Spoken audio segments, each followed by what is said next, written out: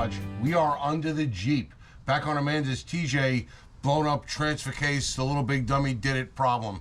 In the last video, we took the transfer case apart. It was, air quotes, rebuilt. You know how that goes. Anyway, we replaced the input shaft. This guy right here. So now this guy right here has been replaced. We got him greased up good so he slides into the seal in the back of the transmission, which is up here. A little big dummy. The big dummy's behind the camera. Back of the transmission's in here. There you go. All right, yeah. Wait. There it is. It's going to slide in there, and it's going to bolt up. We hope. So I got the transfer case on a piece of plywood on the floor jack because that's how we roll. And we're going to slide that around and see if we can get this, these studs through the holes in the transmission and just get maybe a nut on it or something just to hold it in place. And then we could start worrying about the other stuff. We did do off camera was the transfer case shifter mechanism deal over here had fallen out of the ball socket. So with the transmission in place, we couldn't get it back in the ball socket. So we just took it out through the floor and it's all jacked up and rusted. We might have to do a little lubing and tweaking on that. And then we'll be able to slide it in place into the ball socket that it belongs to on the car over here. But we'll worry about that. Let's get this transfer case in. We want to see if we can get this this Jeep at least running in rear-wheel drive, and then worry about the whole transfer case shifting deal after that. All right, so Robbie, you got the jack end. I got this end. We're gonna slide it. Let's push it out to you a little.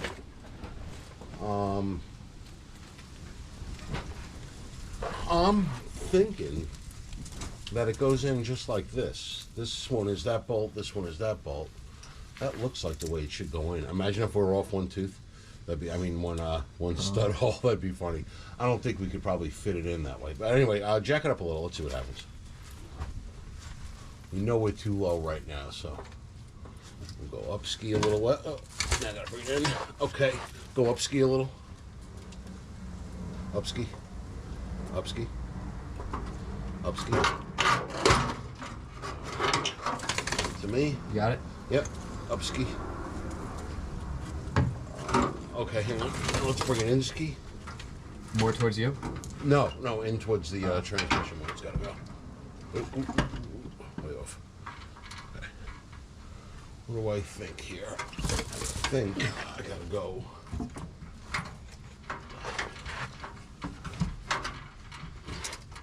Okay. What I'm going to say is I'm going to hold it. So you're going to let the jack down. A hair? No, let it down and do something. Okay, good. I didn't do anything. Oh.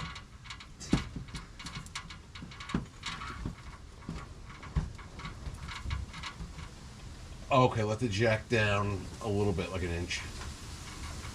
So I got the top two studs sort of where the holes are. Let it down. Okay. More? Yep. Now I'm kind of holding it up. The jack's not holding it up anymore. You can let it down a little more. More. Okay. Good? Yeah. Want me to move the jack and get under? No.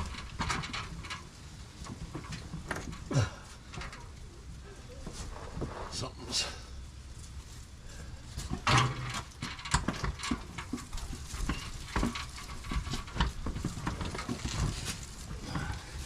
Yeah. Want me to lift and you move the wood?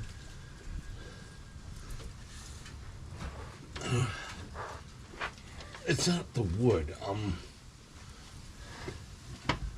Like this should engage the teeth. It's not. Okay. Jack it up, ski a little.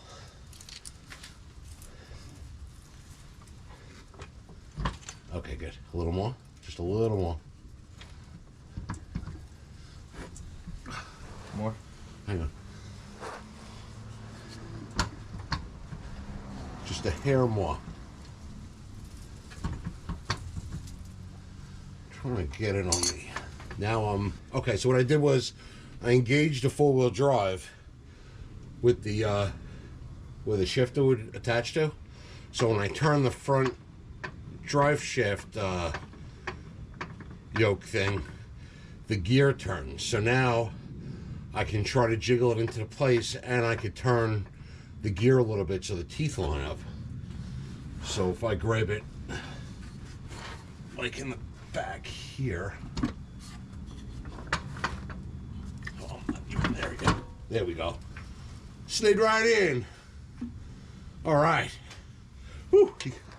Now, don't take the jack out yet because we're not bolted in. So let me find some nuts that go on those studs, and we can at least get, you know, 2 in just to hold it in place. How's that sound? You gonna stop for now? All right, so I put a nut on either side to hold the transfer case in place. So the weight of everything is on this jack stand here. So I think we could safely take this jack out. Robbie, lower the floor jack and pull it out. Let's hopefully nothing moves. Looking good.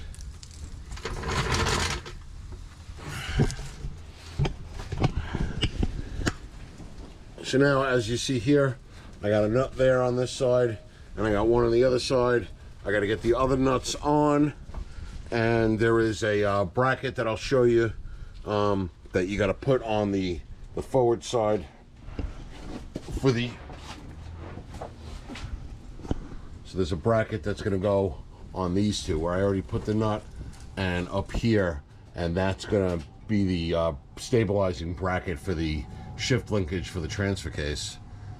And I'll get those nuts in. We can attach the wires, and we can put it back in 2-wheel drive here. Oh, we got to put fluid in it. We got to put fluid in the transmission. We got to put fluid in the transfer case. That's GL4 gear oil, and ATF goes in the transfer case.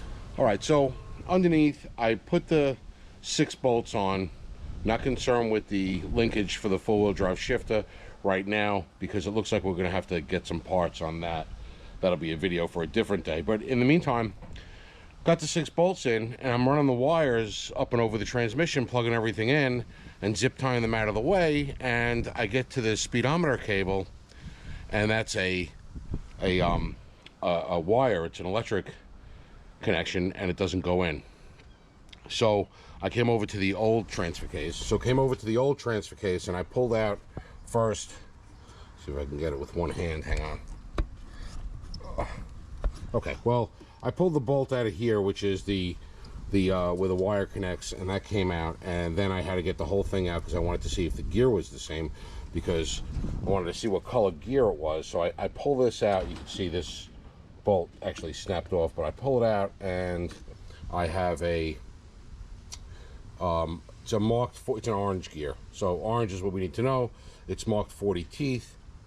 Okay, and if you look on the housing that it goes into, it says 26 to 31 and 32 to 38, but yet it's a 40 tooth gear in there. I have no idea.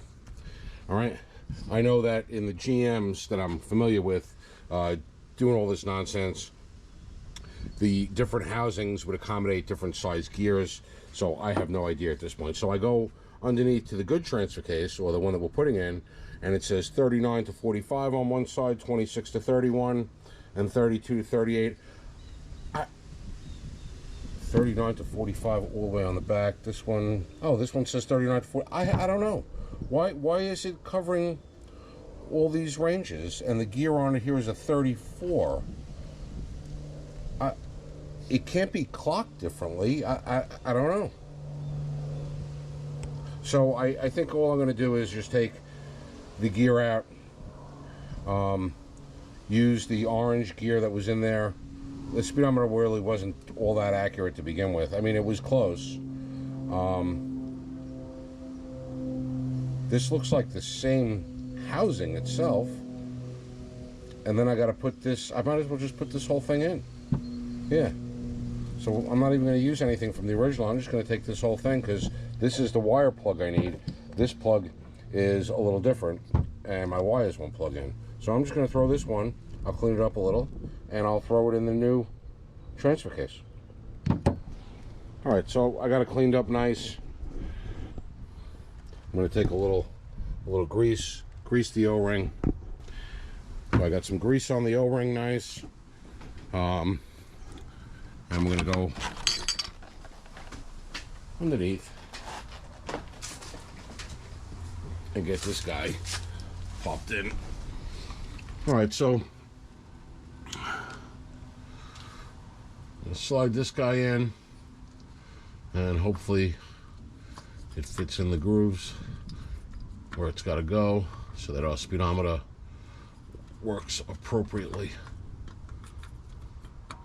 I'm hoping that it meshes with the whatever gear is on the inside.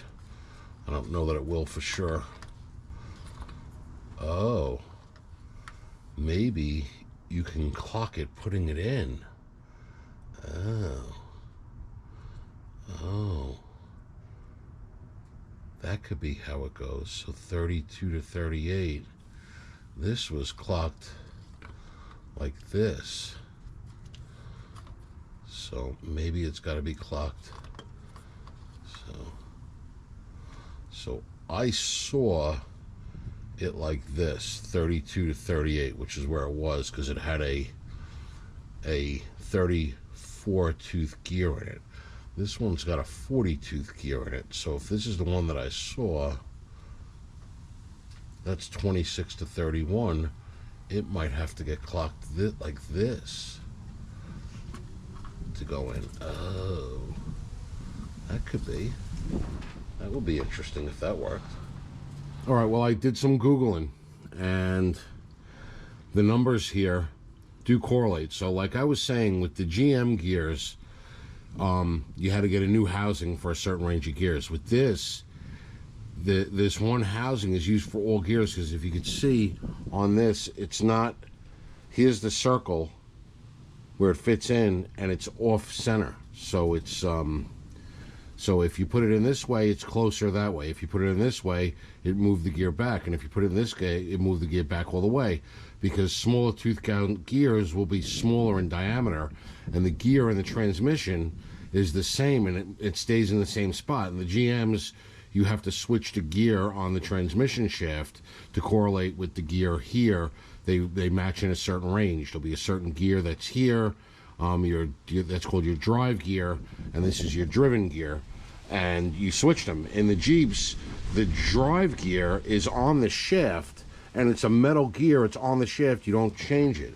So with this, you change the gear, but now because the gear diameter changes, you have to change the orientation, and that's why they have these numbers here. See, a little Google goes a long way. So we have a 40 tooth gear. So with a 40 tooth gear, we're paying attention to this range here, which is 39 to 45, it says on it. And that is pretty much, if you're looking at this straight in from this way, with 12 o'clock being on top, this is going to sort of go in the 5 o'clock position when you get it in. And where it's going to be critical is when you put your hold down in place, the bottom hold down. So when you put your hold down in place, the bottom hold down is going to click into the tab right here with the numbers that correlate to your gear, which generally is in the 5 o'clock-ish position. So we're going to try to wiggle this guy in with that around 5 o'clock, and it should wiggle in that position because there'll be enough room there. And we're just having a little, let me move the wire out of the way, having a little trouble getting it all the way in.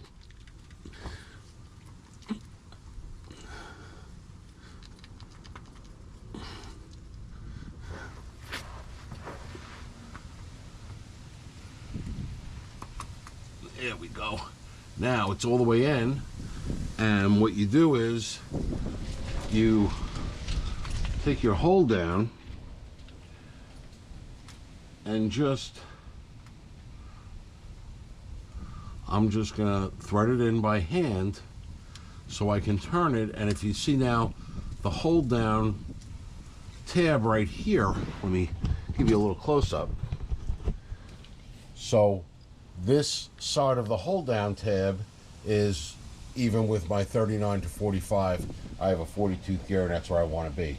So now that I know how easy it is to change the tooth count on the gear and just spin this guy around based on the tooth count on the gear.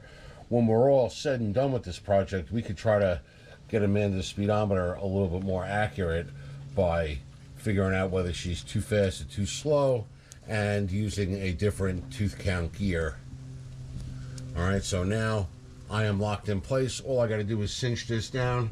That's a 1/2 inch. So I'll take a 1/2 inch wrench. It doesn't have to be super tight. It's just to hold it in place. You know, you popped it in with the O-ring. This is just snug like that, just to hold it in place. Now I could take my wire, which didn't fit in the one that was in here because that one was for out of a 2001 XJ. This one is the one that was out of the original transfer case that was blown apart, and I could get this to hopefully, there we go, lock in place. That's good. And now I could tie up the rest of my wires and we can move along from there.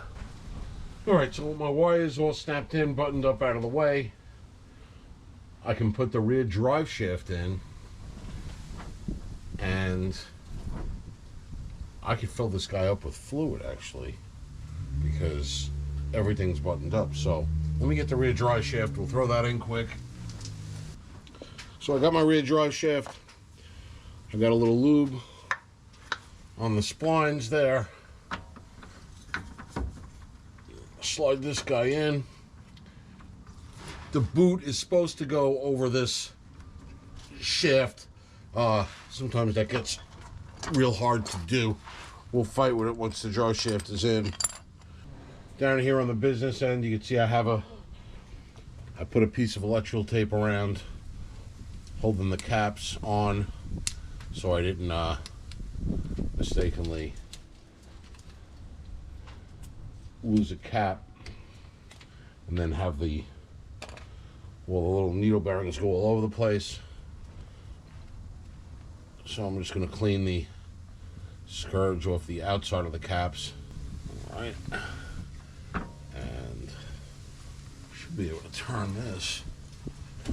Yeah, there we go.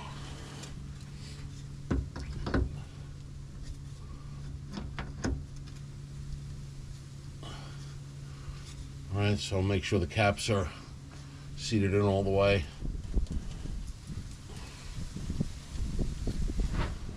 All right, the transmission's in gear, so it is locked in place, and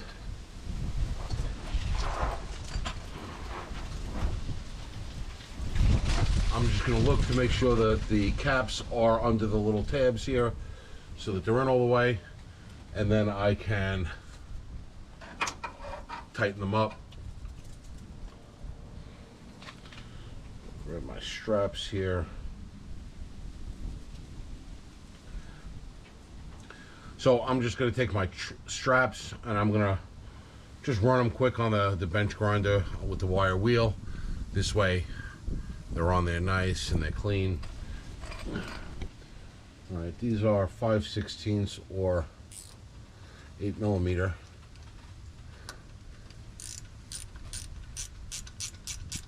I think they're actually supposed to be a 5/16, but 8mm fits. I'm using a 5/16 wrench.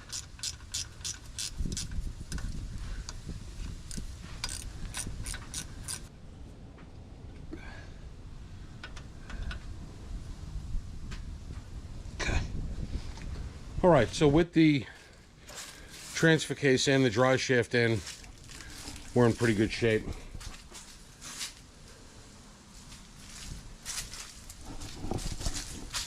Now what we're going to need to do is put the shifter back in, get the belly pan on, fluids in it, shit like that. We'll do that on the next video.